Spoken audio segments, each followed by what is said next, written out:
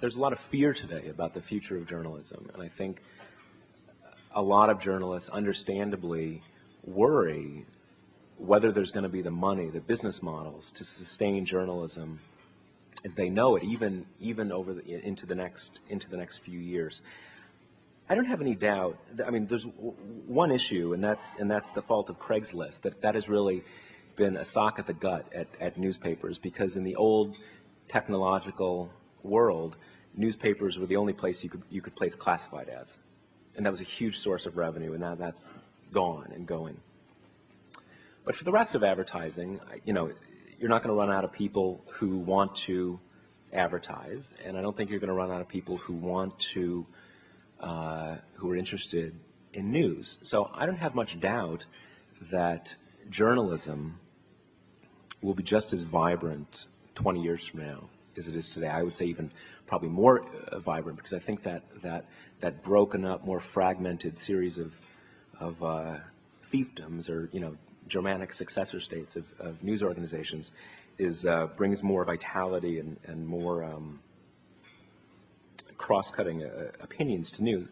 Having said that, it goes back to what I said at the beginning of my talk about thinking about something like the Industrial Revolution. These things tend to work out well over the 50-year time horizon, but in the short term, the human cost is awful. And the journalistic cost, I think, will be under a great deal of stress over that period of time. So I think the question that journalists and people who are trying to figure out how the internet is affecting journalism are asking is, how do you come up not just with editorial models, but business models that will allow the kind of, you know, if you take the 1,000+ editorial staff at the New York Times, where's the business model that will allow that kind of journalistic experience and professionalism and output? What will sustain it?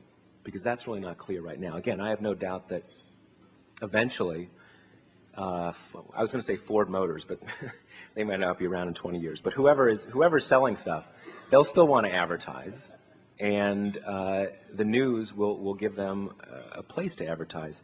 But that's the medium to long-term time horizon, and it's really a question, and I think one that is going to require a great deal of creativity and a great deal of, frankly, for journalists, human suffering, to figure out what those are, so you can continue to sustain all that makes journalism important in a democratic society.